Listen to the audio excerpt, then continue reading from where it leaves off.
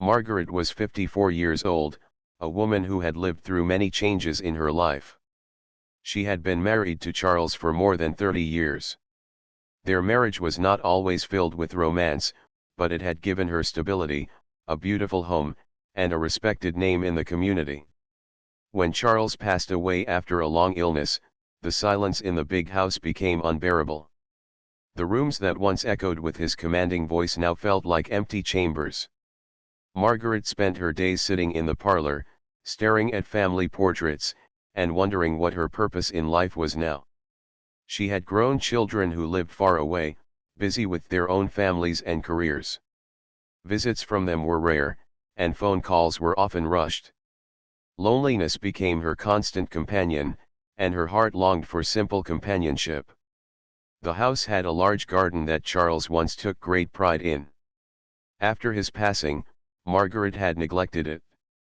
Weeds grew around the rose bushes, the fountain stopped working, and the once colorful flower beads lost their charm. One spring morning, she decided it was time to hire someone to care for the garden. She contacted a local agency, and a young man named Daniel was sent over. He was 29 years old, strong from years of outdoor work, with kind eyes and a polite manner. Margaret did not expect much from him at first, but as the days passed, she noticed how carefully he treated the plants. He knelt beside them as if they were living beings that deserved respect. He spoke little, but when he did, his voice carried warmth. At first, Margaret only watched him from the window. She would sit in her chair with a cup of tea, noticing how he worked tirelessly under the sun. There was something calming about seeing someone bring life back into the garden. After a week, she gathered the courage to go outside and thank him. Their first real conversation was simple. She complimented his work, and he smiled shyly, saying he was happy she liked it. From that day, Margaret found herself stepping into the garden more often, curious to know more about him. Daniel was different from the men Margaret had known in her social circle. He did not boast, he did not rush, and he had no interest in showing off. Instead, he listened carefully when she spoke. She would tell him about the roses Charles once loved, about the summers when the family hosted large gatherings in the yard, and even about her loneliness. Daniel listened without judgment. Sometimes, he would share little stories of his own life. He spoke about how he grew up in modest conditions, how he worked various jobs to support himself, and how he found peace when working with soil and plants. His sincerity touched Margaret in ways she could not explain. After years of being around people who measured value by wealth and status, this young man's honesty felt refreshing. Their conversations became longer each day. Margaret would bring him lemonade when the sun was high.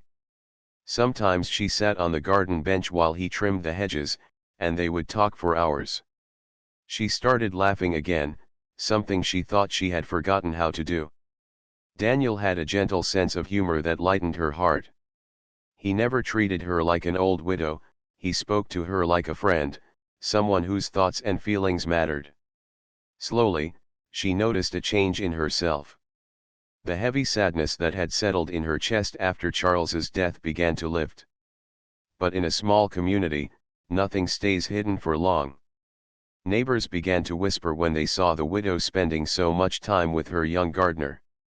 At the grocery store, Margaret overheard two women making comments about her. They used words like inappropriate and desperate. Though she tried to ignore them, their judgment stung. Margaret had lived most of her life following society's rules, but for the first time, she wondered if it was worth it. Why should she deny herself a chance at happiness just because others disapproved? Still, doubt crept into her mind. Was she fooling herself? Could someone as young as Daniel truly care for a woman her age, or was she reading too much into his kindness? One afternoon, while Margaret was pruning the roses beside him, Daniel suddenly asked if she was happy. The question surprised her. No one had asked her that since Charles passed away. She looked at him, searching his face for hidden meaning, but all she saw was genuine concern. She admitted softly that she had not felt truly happy in a long time. He paused his work, wiped the sweat from his brow, and said, "You should be. You deserve it." Those words sank deep into her heart.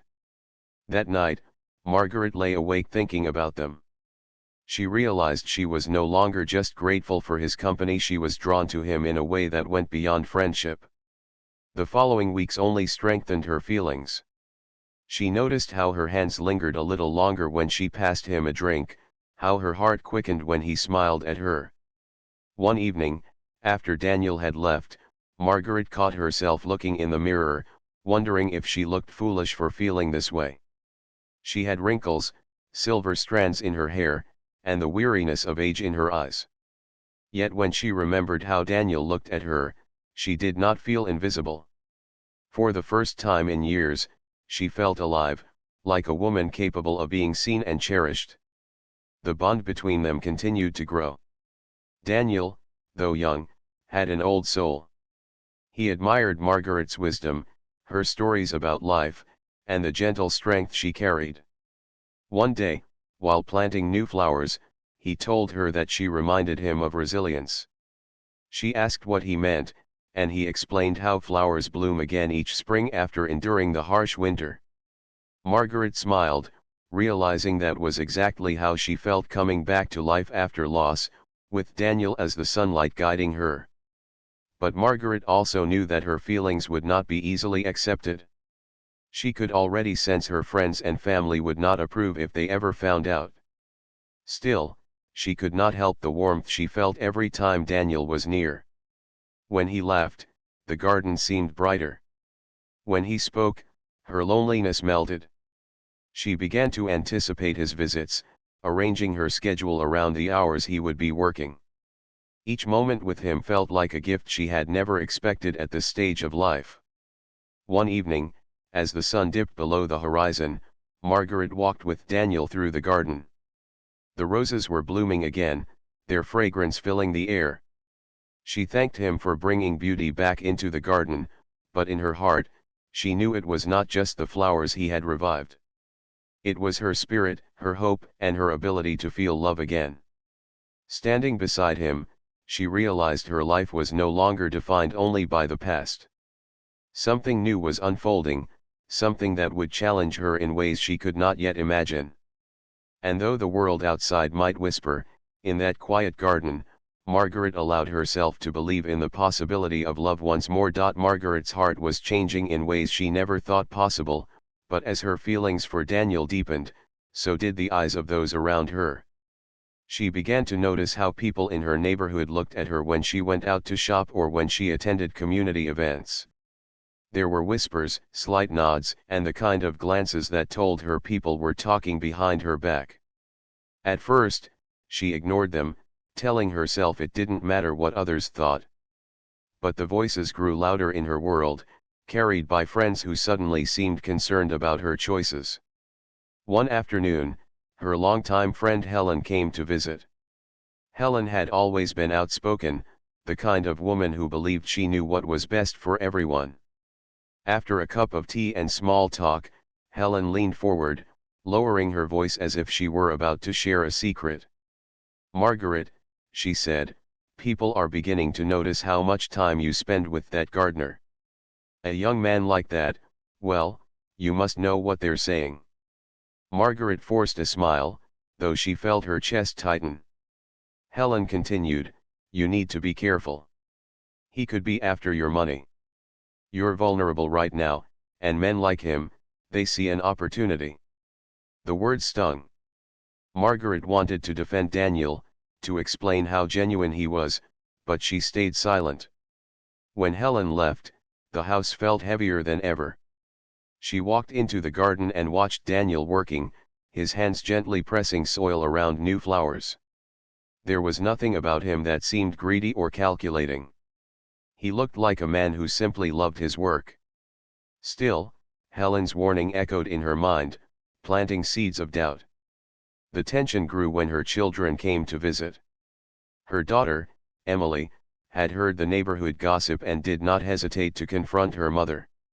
Sitting in the living room, Emily folded her arms and said, "Mom, do you realize what people are saying about you? A 54-year-old widow spending all her time with a man almost half her age, it's embarrassing."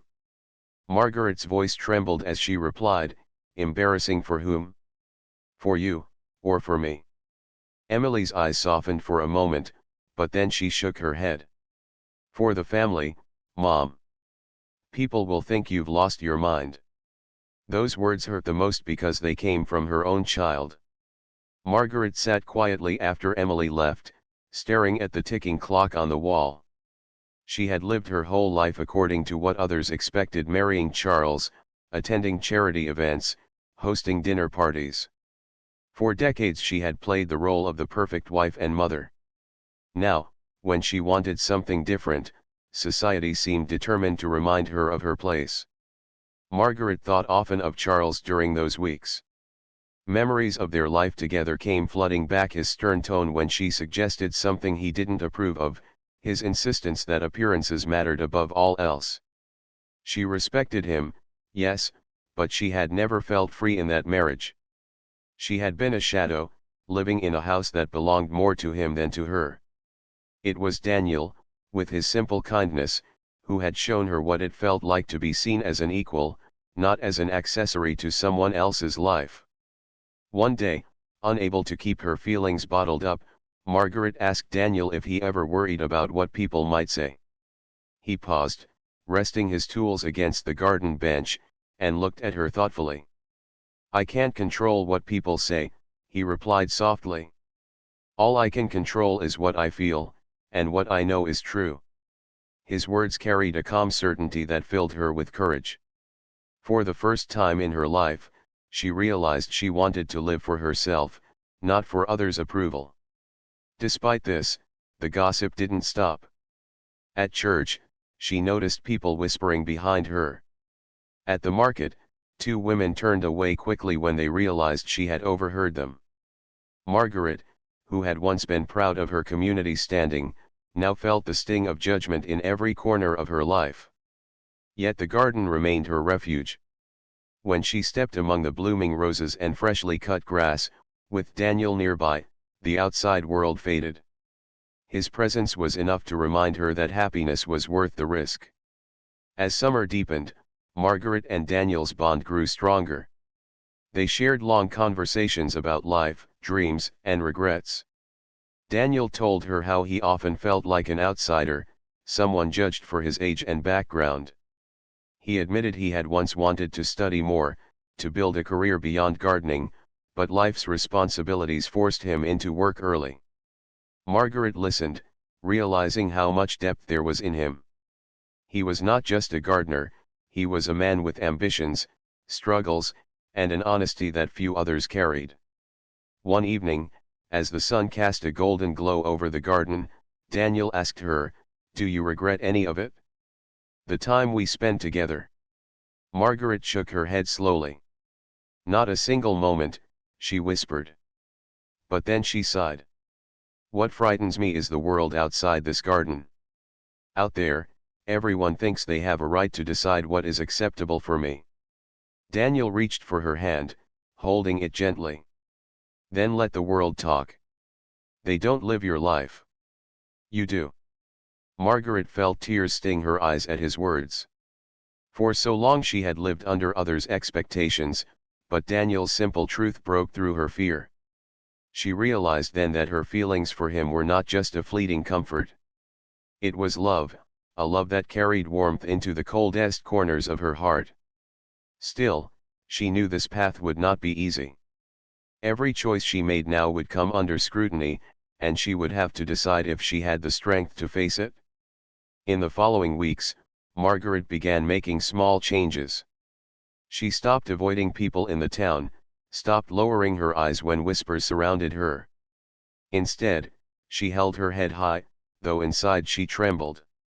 Each time she walked beside Daniel in the garden, she felt a mixture of pride and fear. Pride because she was finally allowing herself to live, and fear because she did not know how long this happiness could last before the weight of the world came crashing down. The turning point came when a family gathering was held at her house. Her relatives had come for the summer reunion, and Daniel, as usual, was tending to the garden.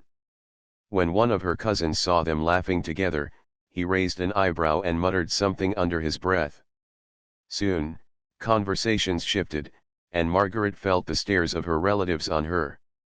At dinner, her son confronted her, his voice sharper than Emily's had been weeks before. "Mother, you're humiliating yourself. Don't you see it? A man half your age, what future could that possibly have?" Margaret clenched her fork, her heart pounding. For years she had stayed silent in similar moments, but now she found her voice. "For once in my life," she said firmly, "I want to live on my own terms. If that embarrasses you, perhaps it is not me who should be ashamed." The room fell silent. Her words shocked everyone, including herself. Daniel, though outside, sensed the tension and remained respectful, not intruding. But Margaret knew the battle lines had been drawn. She was no longer the quiet widow people expected her to be. She was a woman daring to claim her right to happiness. That night, when the guests had left, Margaret walked into the garden where Daniel was finishing his work. She told him what happened, and he looked at her with admiration. "You're stronger than you think," he said. Margaret smiled faintly, realizing she was beginning to believe it too. Yet even as her heart grew bolder, she could not shake the feeling that life still had surprises waiting for her. Something about Charles's estate, his unfinished business, and the whispers about the will lingered in her mind. She sensed that her story with Daniel was only at the beginning and that greater challenges and shocking truths were waiting just around the corner. Margaret thought she had already faced enough whispers, judgments, and doubts from people around her. But nothing could prepare her for the moment when the past, her late husband's past, came crashing into her present life. It happened on a warm afternoon when she received a letter from her lawyer.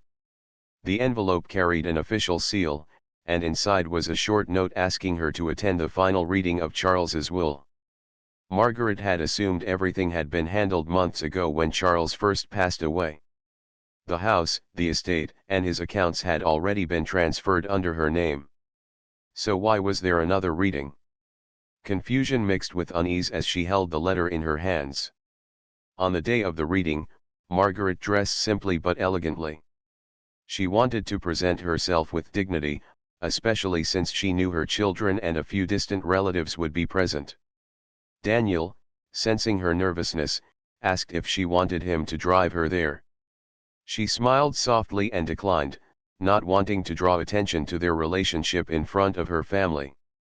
Still, as she left the house, she found herself wishing he could be by her side. The lawyer's office was filled with familiar faces: her daughter Emily, her son Michael, and a handful of Charles's cousins who had always shown an interest in his fortune. Their eyes lingered on Margaret, some cold, others curious. She sat in the front row, her hands folded tightly in her lap.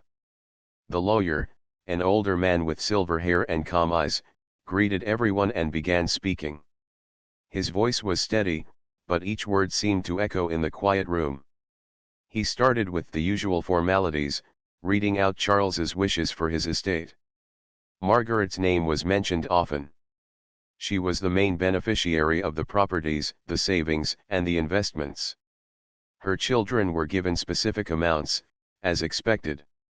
Everything seemed normal until the lawyer cleared his throat and said, "There remains one clause, added to this will a few years ago, which concerns an individual named Daniel." The room shifted instantly. Heads turned, eyes narrowed, and whispers broke out. Margaret froze. Daniel. She sat upright, her heart racing. How could her late husband have known Daniel? The lawyer raised a hand, silencing the room, and continued reading. "To Daniel, son of Charles, I leave a portion of my estate as recognition of his rightful blood." The words struck Margaret like lightning. For a moment, she thought she had misheard.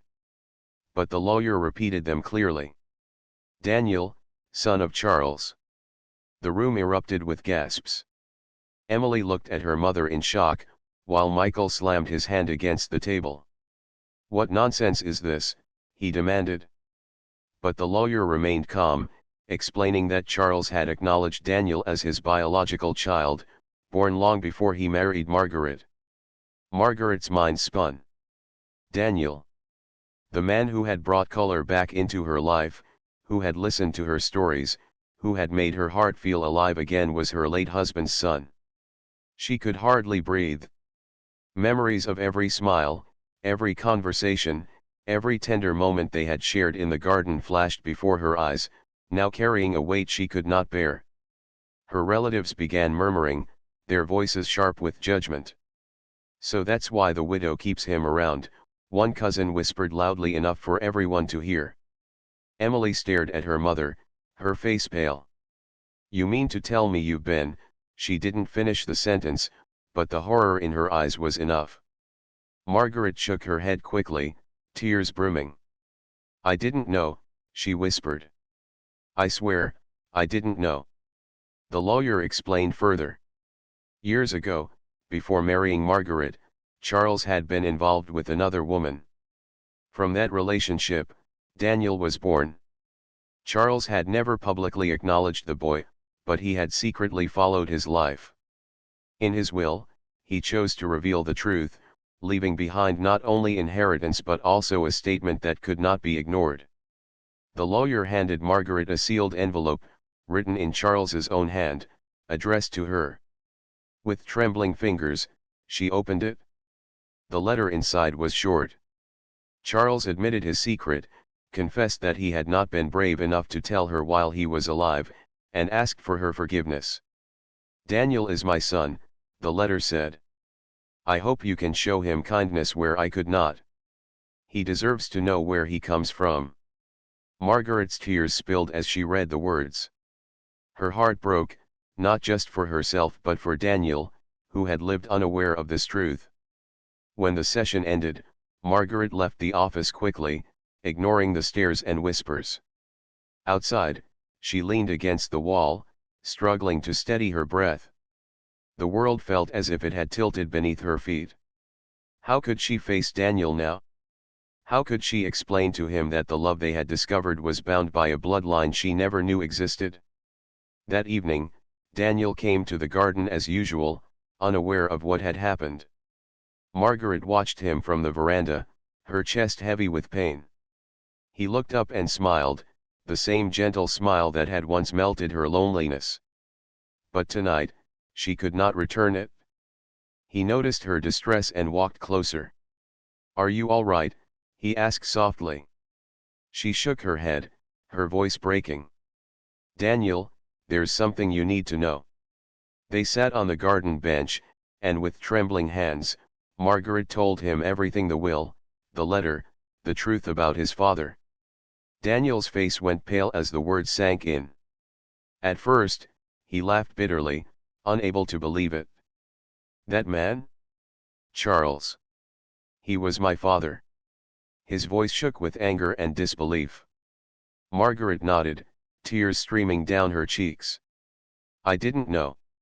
I swear I didn't know." If I had, her words trailed off, but Daniel understood. Silence stretched between them as the weight of the truth settled. Finally, Daniel stood up, running a hand through his hair. "All this time, I thought I was just the gardener. I thought I had nothing. And now this." His voice cracked. "And you didn't know, but—" "Margaret, what does this mean for us?" Margaret's heart shattered. She wanted to reach for him, to hold him, but she couldn't. "It means everything has changed," she whispered. "What we felt, it can't be the same anymore." The pain in her chest was unbearable, as if she were losing him twice: once as the man she loved, and again as the son of the husband she had buried. Daniel walked away that night, needing space to process the truth. Margaret sat alone in the garden, surrounded by the roses that now felt like silent witnesses to her heartbreak. She thought about Charles, about the secrets he had carried, and about how those secrets had destroyed the fragile happiness she had finally found. The following days were filled with turmoil. The community buzzed with the news, spreading the scandal like wildfire. Margaret could feel the stares whenever she stepped outside. Her children barely spoke to her, too shaken by the revelation. And Daniel stopped coming to the garden. The absence of his presence, once so steady, made the house feel emptier than ever before. Margaret wandered through the garden aimlessly, her heart aching with each step. The flowers that Daniel had carefully planted now seemed to carry his memory in every leaf and petal. She wondered if he would ever return, if he could ever forgive the world for throwing this cruel truth upon him, or if he could forgive her for being part of it even though she had no fault. But deep inside, Margaret knew this was not the end. Secrets had been revealed, but the story was still unfolding. The garden had once given her hope and love, and now it had taken it away. Yet she felt a strange certainty that life had not finished writing their story. The will had opened a painful chapter, but perhaps it also carried the seeds of something yet to come: healing, acceptance, or even a new kind of bond. For now, though, Margaret was left in silence, with only the night wind rustling through the roses, reminding her that nothing in life stays hidden forever. Margaret could hardly sleep after the reading of the will. The words kept circling in her head like a storm. She could not escape Daniel, son of Charles. Every time she closed her eyes, she saw Daniel's face, pale with shock, filled with anger and hurt. She wanted to comfort him, to explain that she had no idea, but she also knew that no explanation could erase the truth. Charles had left behind a secret that shattered everything. For days, Daniel did not come to the garden. Margaret sat alone in the veranda, staring at the flowers he had planted, hoping to see him appear at the gate. The silence was heavier than ever. She thought back to how Daniel had once brought laughter into her life, how he had revived her spirit. Now, all that felt distant, like a dream slipping from her hands. She feared she had lost him forever, not because of her own mistakes, but because of a secret her late husband had hidden for decades. The community, meanwhile, was alive with gossip. People whispered in markets, at church, and even in the quiet streets. Margaret could feel the stares. Some pitied her, others mocked, and many judged. Her children, too, were distant.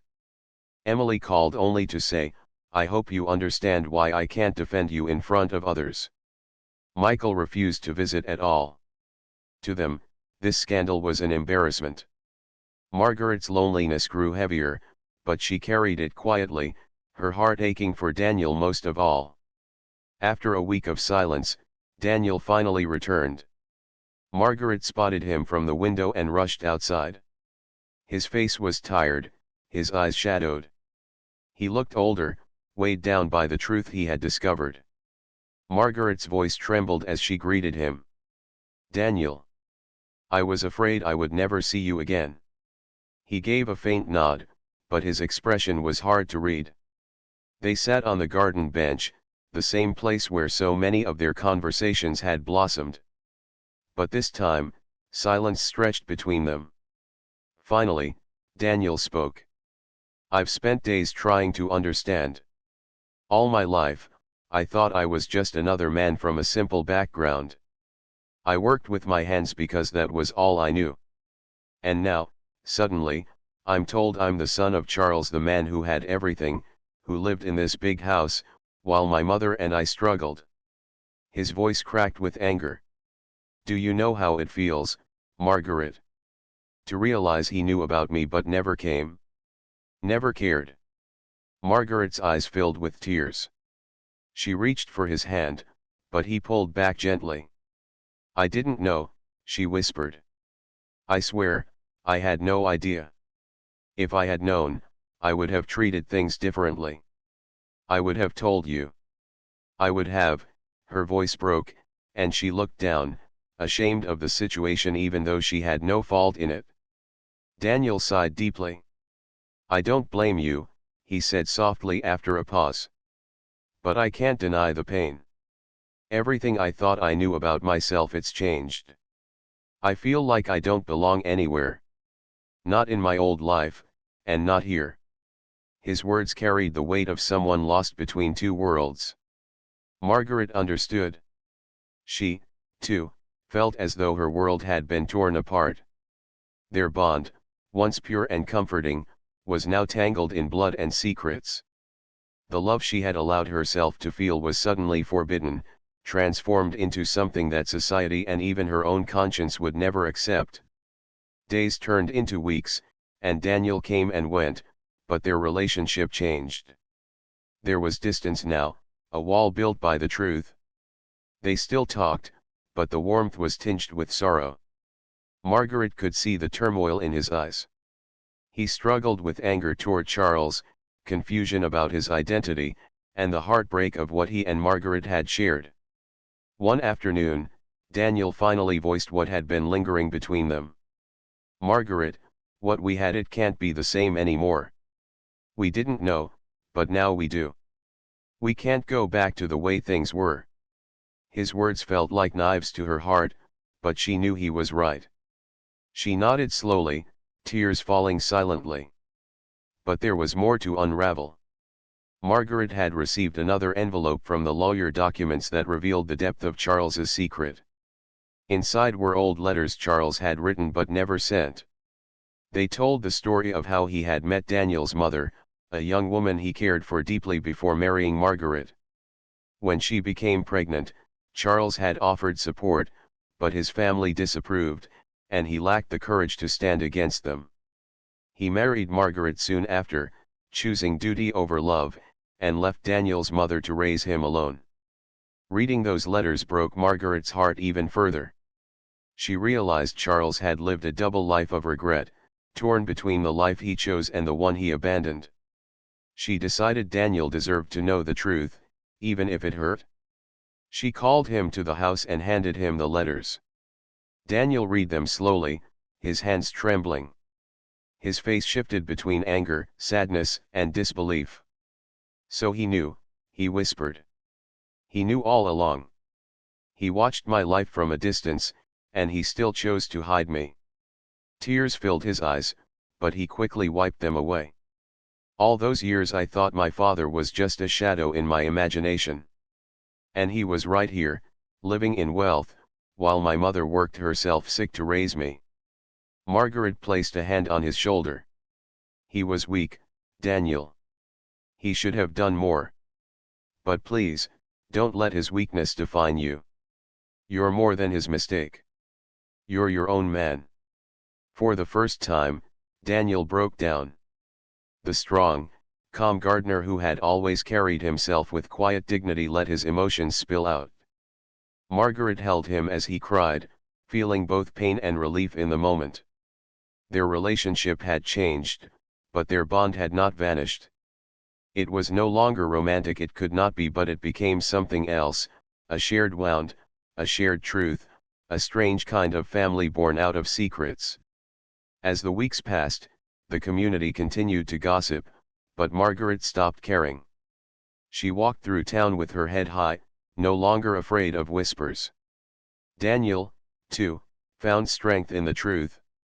He accepted the inheritance left to him, not as a gift, but as a responsibility. "If he couldn't be there for me in life," Daniel said one evening, "then I'll use what he left to build the life I always wanted.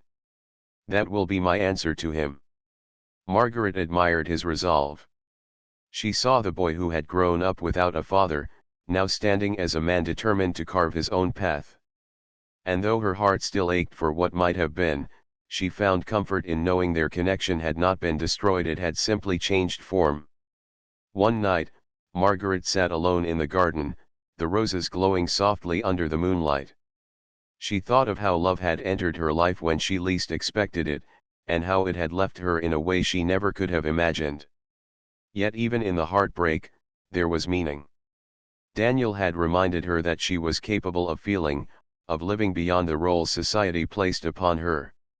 And now, perhaps, her purpose was to help him find his place in a world that had hidden him for so long. The garden, once a symbol of love, now became a place of healing. Margaret tended the roses herself, each thorn reminding her that beauty and pain often grew side by side. And though she no longer dreamed of a future with Daniel as her partner, she cherished him as something else, an unexpected gift of life's strange twists. The days after the revelation felt like a slow healing wound for Margaret. The truth about Charles and Daniel had torn her heart in ways she never expected, but slowly, she began to find her balance again. At first, she could hardly look at Daniel without remembering the shock of the lawyer's voice declaring him the son of Charles. But time has a way of softening even the sharpest edges, and Margaret realized that while she had lost something she cherished, she had also gained a new kind of strength. Daniel came to the garden less often, though he did not vanish completely. He seemed different now, more thoughtful, more focused. He was no longer just the gardener, he was a man with a history and a legacy, one that carried both pain and opportunity. Margaret saw him struggling to accept it all, and she knew her role was no longer as a partner in love but as someone who could support him, guide him, and remind him of his worth. One quiet afternoon, Margaret invited Daniel inside for tea. They sat at the dining table where once she and Charles had entertained guests. Now, the space felt stripped of its former grandeur, more human, more intimate. Daniel sipped his tea quietly, his hands wrapped around the cup. "I've been thinking a lot," he said finally. "About what to do with the inheritance." Margaret listened carefully. "And what have you decided?" He looked up, determination shining in his eyes. "I don't want it to just sit in banks or be wasted on luxuries. I grew up watching my mother struggle, and I know there are so many families like ours out there. I want to use part of it to help others, children who don't have fathers, families who can't afford education. If Charles couldn't give me his love, then at least I can turn his wealth into something meaningful." Margaret felt a swell of pride in her chest. The young man she had once known as just a gardener had grown into someone with vision and compassion. She reached across the table and touched his hand gently. "That is a noble choice, Daniel. Your pain is real, but you're turning it into something that can bring light to others. That's the mark of strength."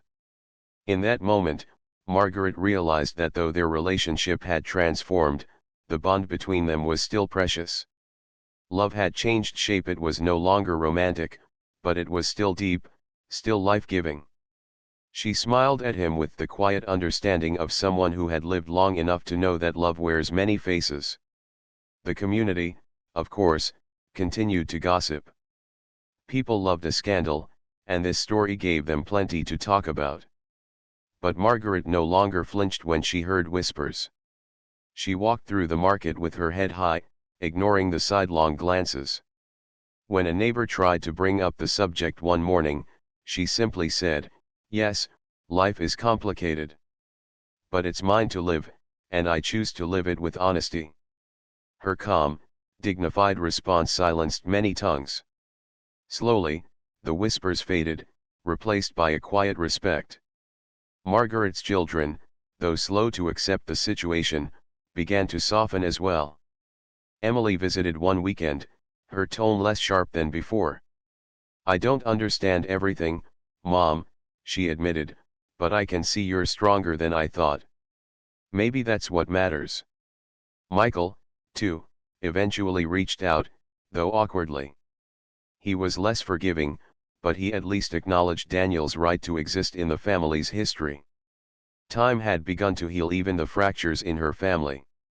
Meanwhile, the garden flourished.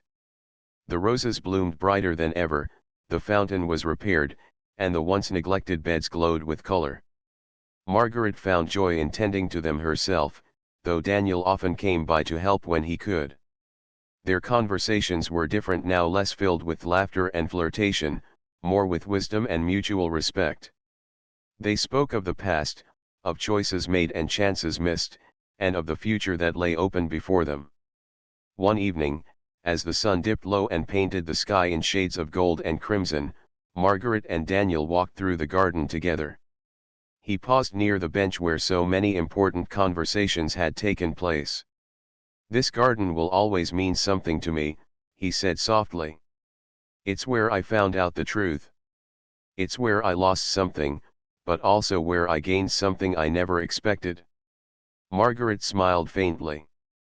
It's the same for me, she replied. It gave me back my life, even if not in the way I imagined. They sat in silence for a while, watching the last light of the day fade. Margaret's heart ached, but it was no longer the sharp pain of loss, it was the bittersweet ache of acceptance.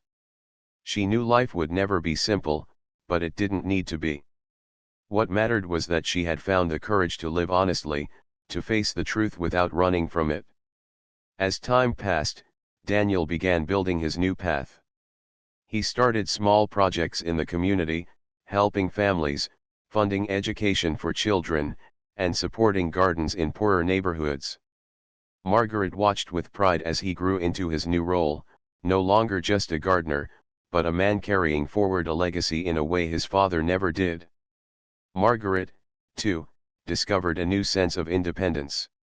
She no longer defined herself by the shadow of her late husband or by the scandal that followed his will.